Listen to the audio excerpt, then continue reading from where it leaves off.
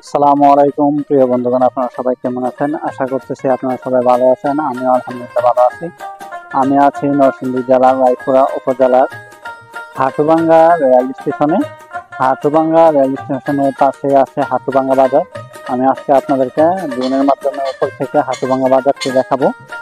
আমি প্রথমে আপনাদেরকে দেখাচ্ছি নরসিংদী টু রায়পুরা মহাসড়ক আপনারা দেখতে পাচ্ছেন, এবং আপনাদেরকে দেখাচ্ছি rail station Hatubhanga rail station এবং রায়পুরা টু নরসিংদীর মহাসড়ক একসাথেই আপনারা দেখতে পাচ্ছেন।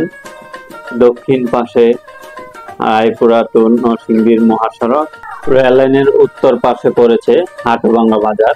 এখন আমি আপনাদেরকে দেখাবো হাটুভাঙ্গা বাজারটি। আপনারা দেখতে পাচ্ছেন হাটুভাঙ্গা বাজার। রায়পুরা টু নরসিংদী মহাসড়কের পাশেই আছে কিছু দোকান আপনারা দেখতে পাচ্ছেন।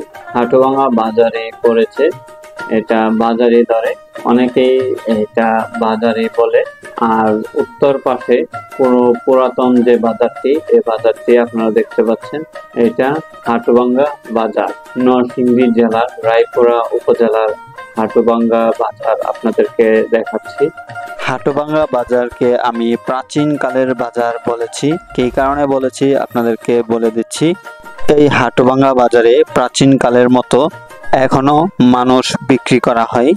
এই হাটুভাঙ্গা বাজারে মানুষ নিজেকে নিজে একদিনের জন্য বিক্রি করে দেয়। এই হাটুভাঙ্গা বাজারে কৃষি কাজের জন্য হাটুভাঙ্গা বাজার থেকে কাজের মানুষ কিনে নিয়ে কৃষি কাজ করানো হয়, যেটা আমাদের গ্রামের ভাষায় কামলা বলে ডাকা হয়। এই কামলা কিনে নিয়ে আসা হয় এই হাটুভাঙ্গা বাজার থেকে, হাটুভাঙ্গা রেল স্টেশন থেকে। আর আমি এই কারণেই হাটুভাঙ্গা বাজারটাকে বলেছি প্রাচীনকালের বাজার। হাটুভাঙ্গা বাজার থেকে গোবিন্দপুর মোড়ের যে রাস্তার, এই রাস্তার কাজ ধরেছে। আমি আপনাদেরকে রাস্তাটি দেখাই। আপনারা দেখতে পাচ্ছেন রাস্তাটি খনন করে রেখেছে। অনেকে আমাকে বলেছে রাস্তাটি খনন করাতে চলাফেরা অনেক অসুবিধা হচ্ছে, যে কন্ট্রাক্টরের মাধ্যমে এই রাস্তার কাজটি হচ্ছে।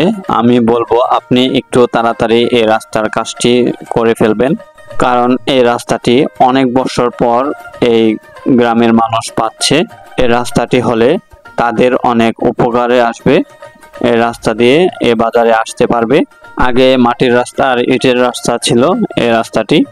আরেকটি কারণে এ বাজারকে আমি প্রাচীনকালের বাজার বলেছি। আমি প্রথমে যেরকম দেখেছি এ বাজার এখনো ঠিক এরকমই আছে। এই কারণে আমি এই হাটুভাঙ্গা বাজারকে প্রাচীনকালের বাজার বলেছি। যারা এই বাজারে আসা যাওয়া করেন, যারা আমার এই ভিডিওটি দেখেছেন বা দেখছেন, আপনারা কমেন্ট করে জানিয়ে দিবেন এ বাজারকে প্রাচীনকালের বাজার বলাটা কি ঠিক হয়েছে কিনা।